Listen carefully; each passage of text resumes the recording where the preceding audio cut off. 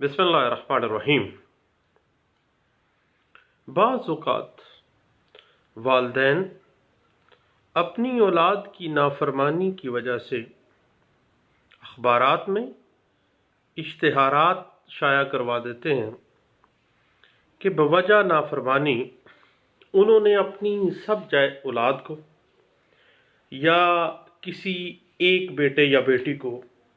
या दो बेटे या बेटी को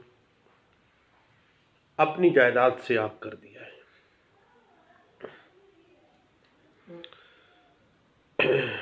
और बाज़ औक़ात अखबारात में आगनामा इस तरह शाया किया जाता है कि वालिदैन की तरफ से ये कहा जाता है कि उनकी ज़िंदगी में या मौत के बाद फ़लाँ फ़लाँ जायदाद में उनके बेटे या बेटी का या उनके किसी और वरसा का कोई हक़ नहीं होगा। ये आगनामा कानून और शरीयत में इसकी कोई अहमियत नहीं है और कानूनी और शरई एतबार से आगनामे की हैसियत सिर्फ़ और सिर्फ एक फ़जूल पेपर के अलावा, एक फ़जूल दिल की तसल्ली के अलावा कुछ नहीं है और कानून और शरीयत में इसकी हैसियत 0/0 बराबर है 0, इससे बढ़कर कुछ नहीं है। बल्कि बाज़ औक़ात मैंने बाज़ वकला को देखा, मेरे जैसे नालायक वकला लोगों को मशवरा दे रहे होते हैं कि आप अखबार में निकलवा दें फ़लाँ बेटे के वाले से कि उसका जायदाद में कोई हिस्सा नहीं है, बेटी के बारे में लिखवा दें कि हमारा जायदाद में उसका कोई हिस्सा नहीं है। शायद क्या बात है, आगनामे की किसी को जायदाद में से डिसइनहेरेंट करना शरीयत और कानून की नज़र में एक जुर्म अजीम है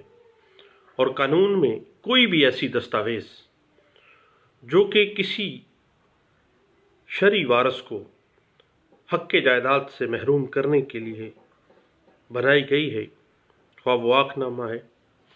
या कोई और इससे मिलती जुलती कोई तहरीर है, कानून की नज़र में, शरीयत की नज़र में कोई तसव्वुर मौजूद नहीं है और उसकी हैसियत 0/0 है। अगर किसी ने अपने शरई वारसाइन के हवाले से आगनामा शाया करवा दिया है, किसी को आग कर दिया है, तो वो शरई वारस उसी तरह उस जायदाद में वारस होगा जिस तरह से दीगर वरसा जिनके बारे में आगनामा नहीं दिया गया वो वारस होंगे। यानी शरई नामा, शरई हैसियत से आगनामे की हैसियत कोई नहीं है, कोई तसव्वुर नहीं है। अलबत्ता आगनामे में बाज़ औक़ात एक वालिद की तरफ से ये कहा जाता है कि फ़लाँ जो बच्चा है उसके कौल व फ़ेल का या उसके किसी बद किरदारी का उसका वालिद से या उसका भाई ज़िम्मेदार नहीं है। तो याद रखिएगा कि इस हद तक तो आगनामा कुछ बात बनती है कि उस बच्चों के बुरे फ़ेल का बाप ज़िम्मेदार नहीं है। वो वैसे भी शरीयत में भी और कानून की नज़र में भी जो मुजरम है वही मुजरम है। कोई बंदा किसी दूसरे के अमाल का मुतकल्लिफ नहीं है। जो जुर्म किसी शख्स ने किया है, जो बदफेली या जो बदकिरदारी किसी शख्स के साथ एट्रीब्यूटेड है, वो सिर्फ़ उसी शख्स के पास के साथ एट्रीब्यूटेड है।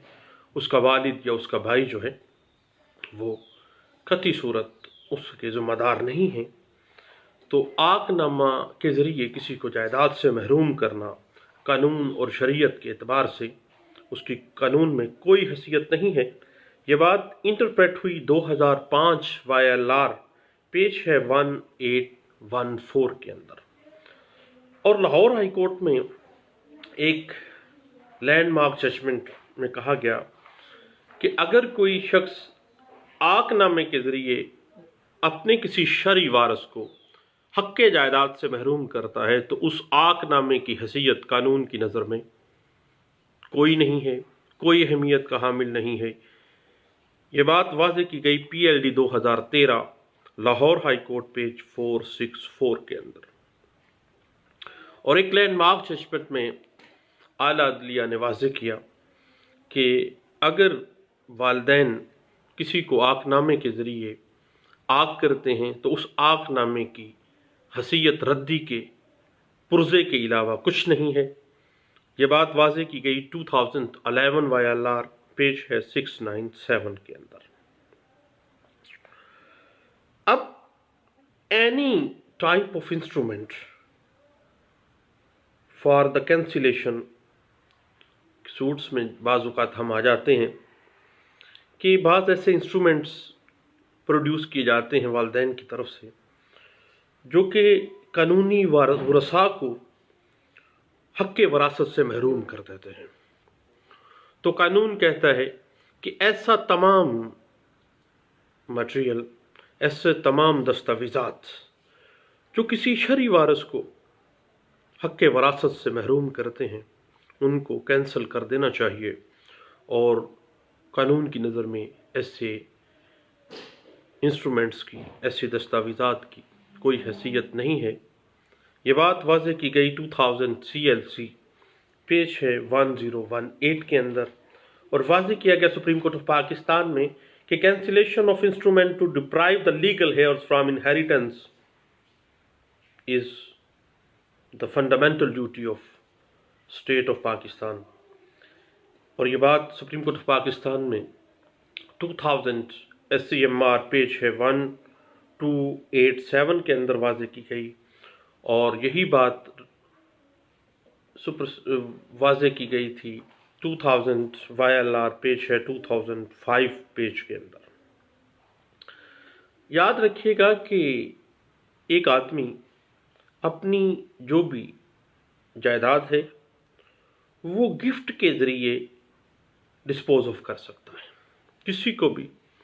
گفٹ کے ذریعے اپنی جائیداد دے سکتا ہے۔ اب گفٹ کے 3 انگریڈینٹس ہیں: offer, acceptance and position. Delivery of position لازمی امر ہے، لیکن اگر کوئی شخص ڈیتھ بیڈ کے اوپر ہے، قریب المرگ ہے، دین قانون ایک قدغن لگا دیتا ہے کہ وہ صرف اور صرف اپنی جائیداد کا 1/3 حصہ گفٹ کر سکتا ہے، کیونکہ وہ ڈیتھ بیڈ پر ہے، مرنے کے قریب ہے، قریب المرگ ہے، ایک ایسی مرض میں مبتلا ہے کہ اب اس کا تندرست ہونا ممکن نہیں ہے۔ اب قریب المرگ ہونے کی ڈیفینیشن کے حوالے سے ہم بات کرتے ہیں کہ 6 ماہ تک اگر کوئی شخص بیمار ہے اور 6 ماہ تک اپنے بیان کے 6 ماہ تک وہ فوت ہو جاتا ہے 180 دنوں کے اندر اندر، دین اس کی وہ بیماری جو ہے وہ قریب المرگ اور ڈیتھ بیڈ تصور کی جائے گی۔ اگر 6 ماہ کے بعد وہ اٹھ کھڑا ہوتا ہے تو پھر اس کا جو گفٹ ہے وہ اور پوزیشن میں چلا جائے گا، یعنی ایک آدمی گفٹ کے ذریعے اپنی تمام جائیداد کو ڈسپوز آف تو کر سکتا ہے، لیکن ڈیتھ بیڈ کے اوپر اپنی جائیداد کا صرف 1/3 حصہ جو ہے وہ گفٹ کر سکتا ہے۔ یہ بات واضح کی گئی 2005 YLR پیج ہے 2752 کے اندر، اور سپریم کورٹ آف پاکستان میں اس بات کو واضح کیا گیا تھا 2005 SCMR پیج ہے 1690 کے اندر، 2005 SCMR پیج ہے 1885 کے اندر اس بات کو واضح کیا گیا، اور واضح کیا گیا کہ ڈیتھ بیڈ کے اوپر 1/3 حصے سے زیادہ جو گفٹ کیا جاتا ہے وہ نل اینڈ وائڈ ہے، اور ایسی تمام انسٹرومنٹس جو کہ کسی شرعی وارثان کو حق وراثت سے محروم کرنے کے لیے بنائی گئی ہیں وہ کینسلیشن میں بھی جا سکتی ہیں۔ اور یہ بات واضح کی گئی تھی 2008 SCMR پیج ہے 1384 کے اندر اس بات کو واضح کیا گیا تھا۔ تھینک یو، اللہ حافظ۔